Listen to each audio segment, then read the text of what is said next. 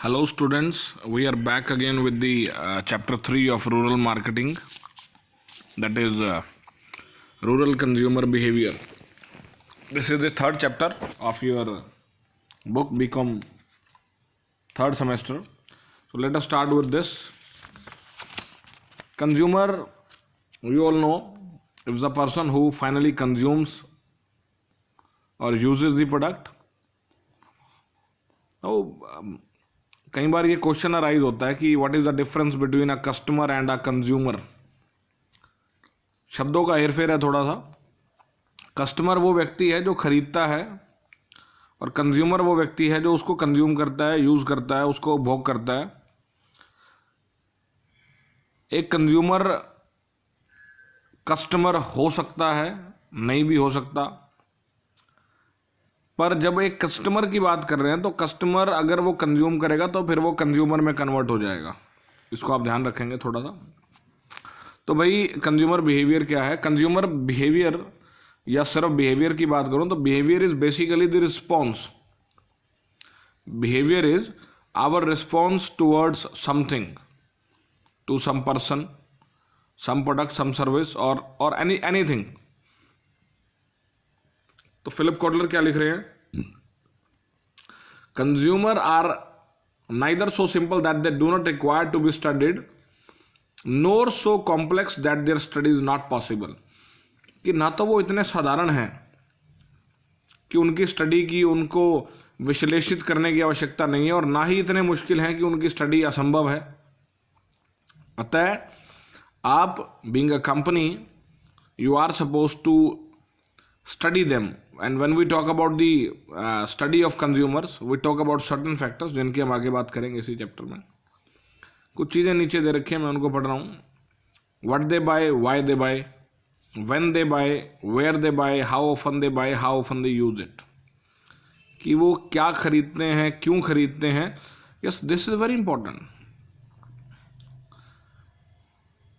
जब आप प्लानिंग की बात करते हो तो 5W और 1H की बात करते हैं. यहाँ पर वही हैं कि कोई व्यक्ति क्या खरीदता है, क्यों खरीदता है, किसके लिए खरीदता है. It is again important. किसके लिए, फॉर हुम, Y.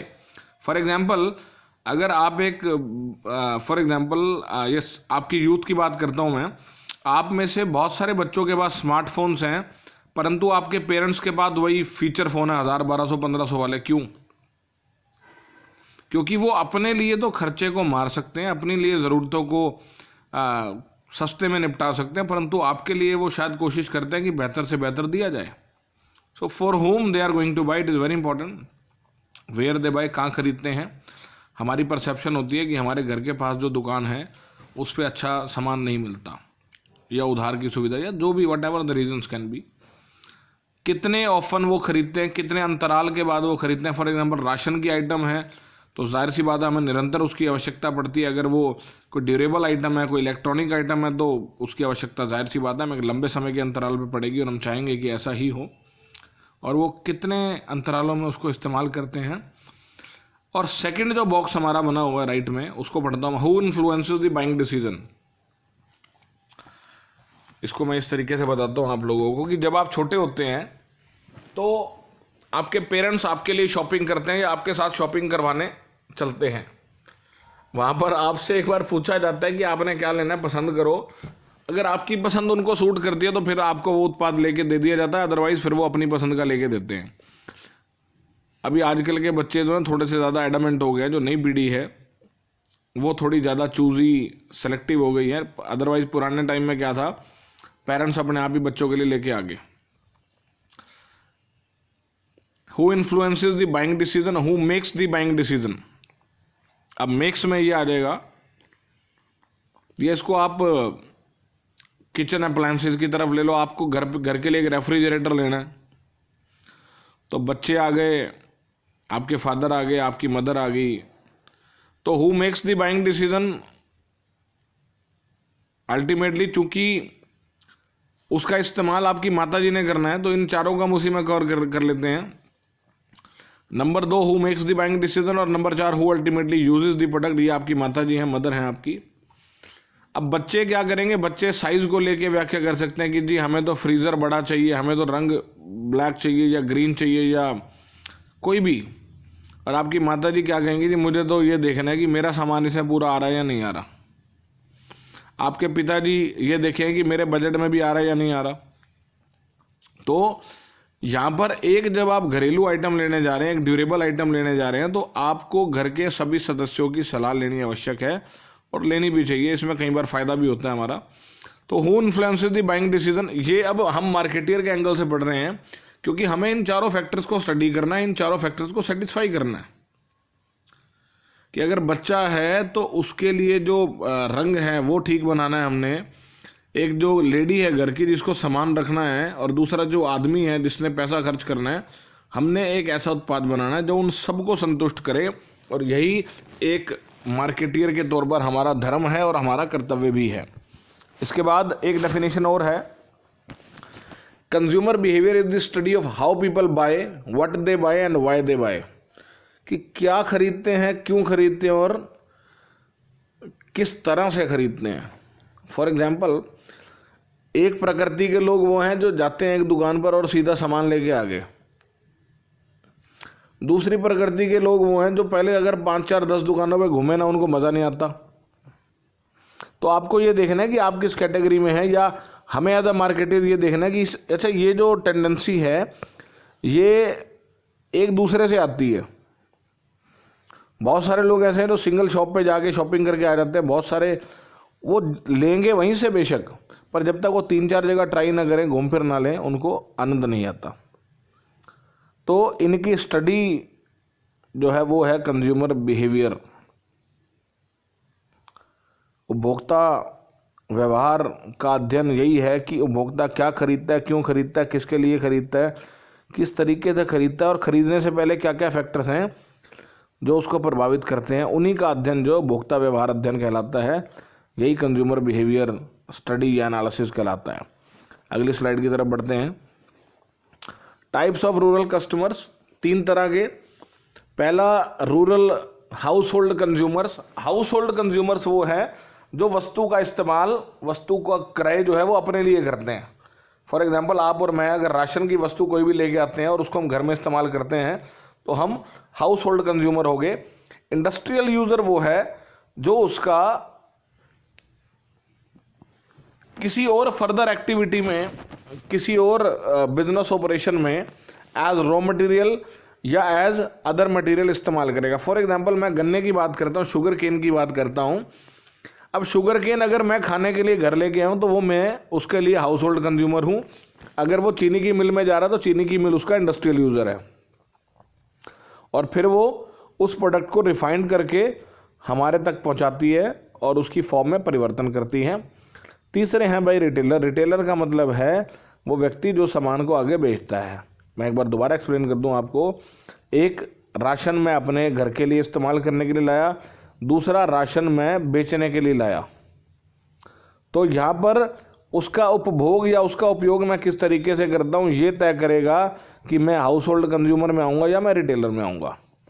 Now types of rural consumer according to buying behaviour.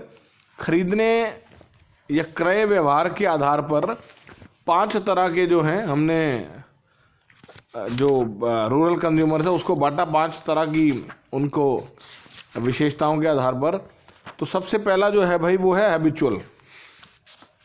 Habitual group वो है जो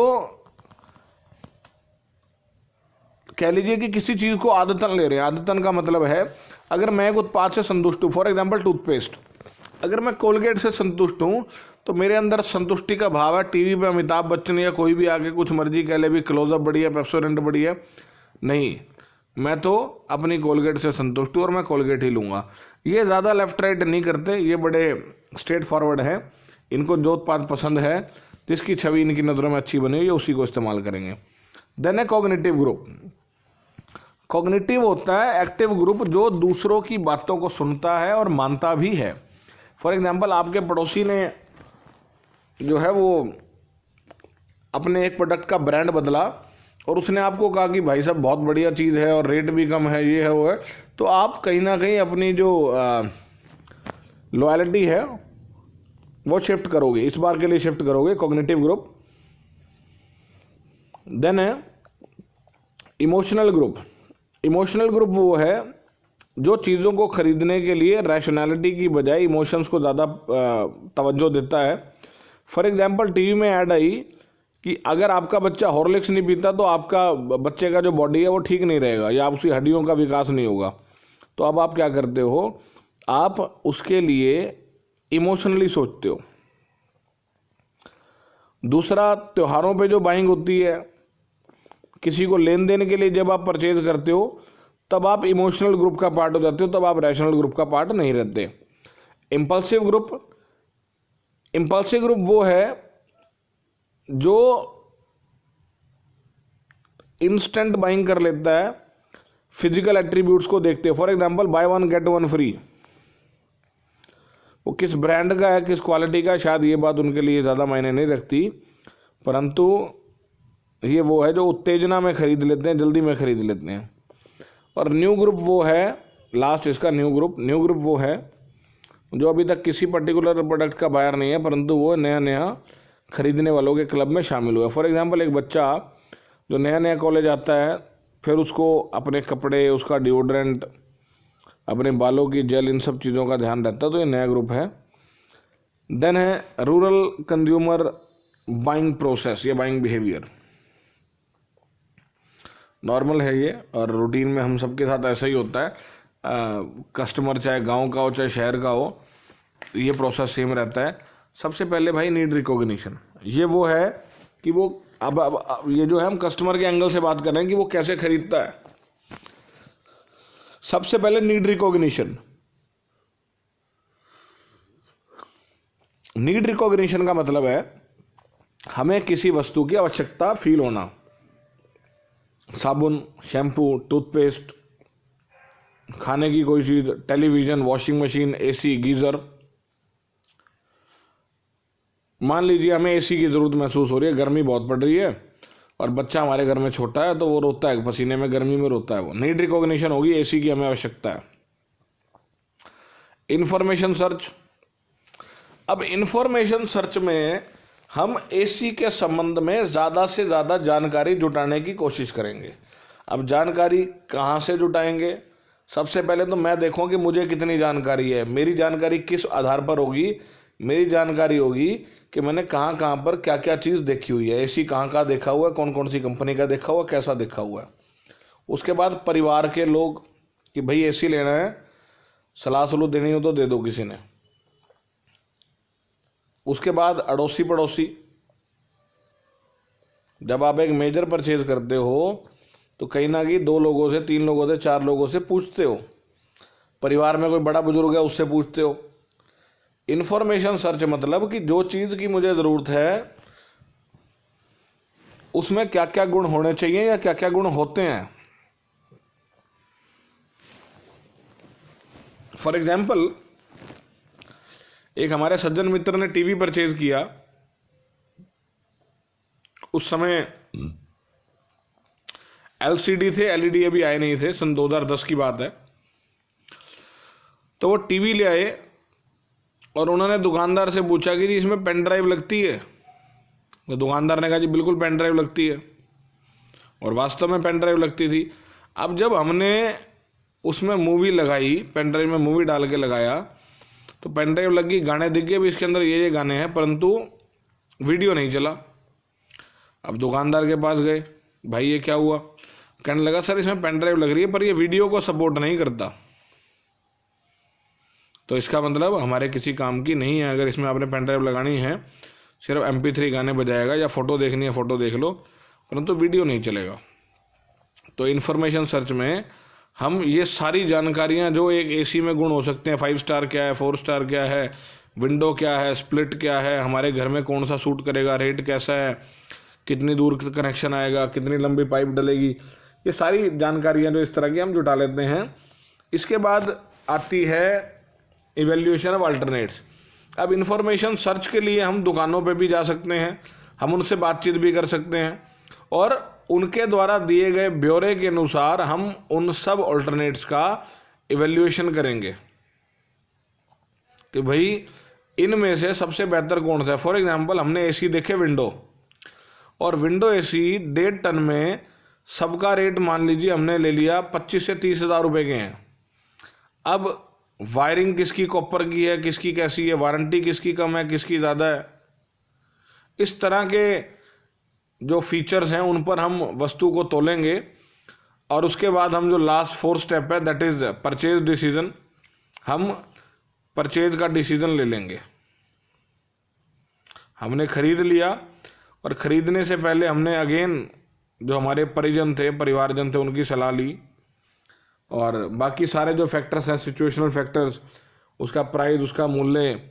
मान लीजिए आपको एक एसी पसंद आ गया पर वो अगले महीने आएगा, इस समय स्टॉक नहीं है, तो जाहिर सी बात है हमें कंपनी चेंज करनी पड़ेगी। तो सभी फैक्टर्स को ध्यान में रखते हुए हम परचेज डिसीजन लेते हैं। और इसके बाद अभी post purchase experience.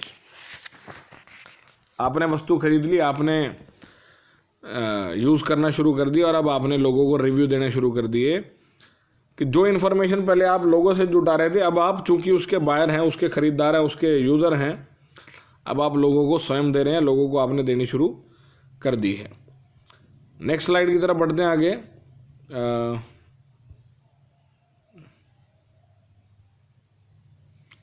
Yes, determinants of rural consumer behaviour, economic, socio cultural, psychological और पर्सनल। इस चैप्टर का जो सेकंड पार्ट है उसकी वीडियो में हम सब ये बात करेंगे, क्योंकि इस वीडियो की लंबाई हमारी जो सीमा थी उसमें आ गई है, 16-17 मिनट की ये वीडियो हो गई है। अतः आप इसके फर्स्ट पार्ट को देखिए, सेकंड पार्ट की वीडियो जल्दी ही अपलोड कर दी जाएगी। Thank you so much, good day.